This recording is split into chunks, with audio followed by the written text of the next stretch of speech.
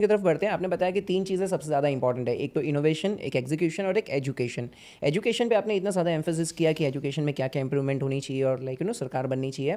मैं थोड़ा-सा ground level पे जानना चाहता हूँ कि क्या-क्या इंप्रूवमेंट्स होनी चाहिए, क्योंकि एक चीज़ में तो हम चलो चाइना से अभी आगे हैं पॉपुलेशन के मामले में, लेकिन हम एक हिसाब से खुश हो जाते हैं अगर हमारे आस-पास के कंट्री के साथ खुद को कंपेयर करें। जैसे हम पाकिस्तान से खुद को कंपेयर करेंगे तो कॉलर यार टाइट करेंगे, बांग्लादेश से। यार देखो, ये कंपैरिजन भी गलत है। देखो फॉर एग्जांपल हमारे पास ना सबसे बढ़िया बहाना होता है, बहुत लोगों ने बोला हमारा पॉपुलेशन भी तो इतना ज़्यादा है। जैसे क्लीनलीनेस की बात करूँ तो पॉपुलेशन आएगा। साउथ अफ्रीका में एक जगह है, लोग ये तो गूगल करो, मैं गूगल इसलिए बोलता हूँ ताकि लोग सर्च करें, अपना दिमाग बढ़ाएं भाई करेक्ट। सारा। अब गूगल करना, साउथ अफ्रीका में एक जगह है, वो भी गरीब है, पॉपुलेशन अच्छा है, गरीब है, ठीक है, लेकिन बहुत क्लीन है। हर संडे 9 से 11 बजे सारे लोग मिलके क्लीनलीनेस ड्राइव करते हैं हर संडे। ओह। कोई कचरा वचरा नहीं होना चाहिए। तो सोचो वो लोग भी कर रहे हैं ना। तो ये हमारे एक्सक्यूजेज हैं। बट अब एजुकेशन की आपने बात छेड़ी है तो मैं बता दूं क्या हो गया कि जब हमारा इंडिपेंडेंस हुआ तो उस समय पे जब हमारे नेताजी थे तो उन्होंने बोला कि भाई इंडिया को हम बनाएंगे सबसे बढ़िया in terms of technology. Technology की बात चल रही थी तो IIT खड़गपुर का निर्माण किया गया, उसको नेशनल इंपॉर्टेंस दिया गया, बहुत बढ़िया है। तो भाई हम रिनाउंड साइंटिस्ट बनाएंगे, लेकिन बेस लेवल एजुकेशन रह गया हमारा।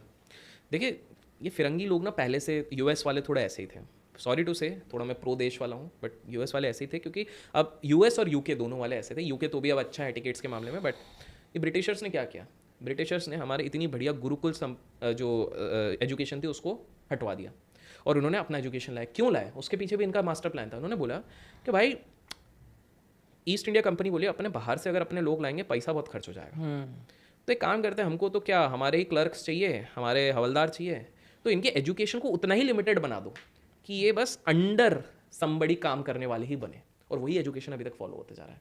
इसलिए हम लोग जॉब क्रिएटर्स नहीं जॉब सीकर्स बना रहे हैं। आज यहाँ पर अगर एक 22 साल का लड़का एक बहुत ही माइंड ब्लोइंग आइडिया के साथ किसी बड़े इंडस्ट्रियलिस्ट के पास जाता है जिसकी उम्र 65 साल है और वो बोलता है कि भाई मैं ऐसे करके दुनिया बदल दूंगा, बोलता है भाई तू पागल है क्या, जा तू पहले पढ़ाई कंप्लीट कर ले। यही बंदा अगर सिंगापुर और दुबई जाता है, बोलेगा भाई यार तो पागल है, अब कुछ बवाल कर सकता है, चल तेरे को पहले 8 करोड़ दिए उसके बाद आके का देखते हैं। ये डिफरेंस आ रहा है।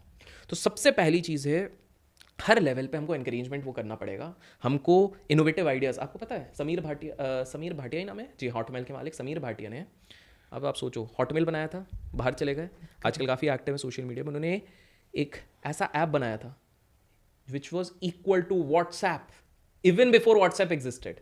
लेकिन TRAI जो टेलीकॉम रेगुलेटरी, उन्होंने बोला कि भाई इसमें डेटा ब्रीच और ये होगा, तो फिर वो बंद करवा दिया गया था। तो आप सबसे पहले एजुकेशन में अगर मैं बात करूं तो सबसे पहले तो basic civic sense, basic awareness, basic etiquettes सिखाना पड़ेगा लोगों को। That is number 1। दूसरी चीज़ है प्राइमरी एजुकेशन और टिल द क्लास 5th और 6th सबसे ज़्यादा इंपॉर्टेंट है। यहाँ पे कोर बनेगा। आपने बच्चे को 6-7 तक संभाल लिया ना, वो बच्चा खुद इतना दिमाग बना लेगा, वो अपने रास्ते खुद निकाल लेगा। तीसरा, हमको भेड़ चाल बंद करनी पड़ेगी। हमको ये समझना पड़ेगा कि 46% HR बोलते हैं कि आज के इंजीनियर्स एम्प्लॉयबल ही नहीं है। इसका मतलब सिर्फ रटा रटाया माल है, स्किल्स है ही नहीं। फिर हम बोलेंगे बेरोजगारी क्यों? अरे भैया पहले स्किल्स तो इक्विप कर लो, स्किल्स है नहीं। और स्किल्स क्यों नहीं है? क्योंकि आपने जोर जबरदस्ती करके, जो बंदा अच्छा था इंग्लिश लिटरेचर में, उसको भी बिकॉज भाई तेरे ताऊ जी ने इंजीनियरिंग करी, सब ने इंजीनियरिंग करी, तू भी इंजीनियरिंग करेगा, तुमने उसको वैसे ही बर्बाद कर दिया, उसका करियर। अब वो जिंदगी भर आपके अंदर आक्रोश रखेगा, मेरे घर वालों ने मेरे को, फिर वो बंदा बोलेगा मेरा ग्रोथ नहीं हो रहा कंपनी में। कहाँ से होगा भाई, तुम्हारे अंदर वो स्किल्स ही नहीं है। तो कॉलेज में भी जो पढ़ाया जाता है वो कितने सालों पुराना, वो बाबा आदम के ज़माने का चल रहा है। तो पॉइंट है कॉलेजेस को अपग्रेड करना पड़ेगा अपने एजुकेशन। दूसरा, हमारे प्राइमरी एजुकेशन पे ध्यान देना पड़ेगा। तीसरा, पेरेंट्स की बहुत बड़ी रिस्पॉन्सिबिलिटी है। पेरेंट्स, मैं सबको ये मैसेज देना चाहूँगा, द वेरी फैक्ट कि अगर आप एक बच्चे को इस दुनिया में लाने का निर्णय लेते हो तो आप उसको संभालने की रिस्पॉन्सिबिलिटी भी लो।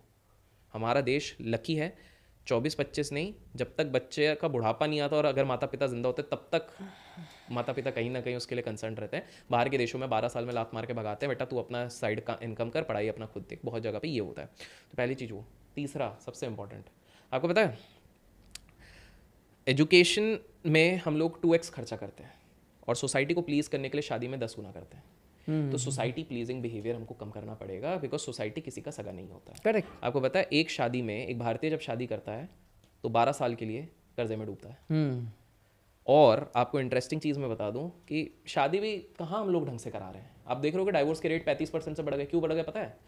क्योंकि भारत में शादी इंसानों के बीच में नहीं होती, भारत में शादी होती है एक पैकेज और एक सुंदरता के बीच में। आप नोटिस कीजिए, इसी के बीच में हो रही है। क्या देखा जा रहा है? अच्छा लड़की सुंदर और सुशील है, लड़के का पैकेज अच्छा है। अगर इसी की जगह कंपैटिबिलिटी की शादी करवा दी हुई होती ना, अगर 2 साल उन दोनों को बात करने भी दे दिया होता। ट्रू। बट हमारे इधर क्या होता है? Allowed रोका के बाद, अरे नहीं जब तक शादी नहीं होगी। अरे समझने का मौका ही नहीं दे रहे हो आप। लड़का चाहता है कि वो हर महीने ट्रैवल करे और लड़की चाहती है मैं इंट्रोवर्ट हूं, मैं घर पे ही रहूंगी। कहां से जमेगी भाई? एटलीस्ट बात कर ली तो लड़का कन्विंस कर सकता है भाई 3 महीने मेरे साथ तू चल, बट मेरा काम ऐसा है। और लड़की बता सकती है मैं इंट्रोवर्ट हूं तो मेरे ये दिन होते उपवास वाले, उस दिन मेरे को परेशान मत। सही है, मौका ही नहीं दिया जा रहा है। क्योंकि घर वाले, सबसे इंटरेस्टिंग है कि घर वाले एक अनजान व्यक्ति के पूरे जिंदगी भर अपने लड़के और लड़की को बचाते रहते हैं कि भाई किसी अहरे गहरे के साथ ये सो ना जाए, और उसके बाद अचानक से एक अनजान व्यक्ति जिसको उन्हें जाने में 3-4 महीने हुए होते हैं, उसके साथ आप अलाउ कर देते हैं। कहाँ का रूल है? तो सारी चीज़ें, तो पहला क्विक पॉइंट्स में बताता हूँ।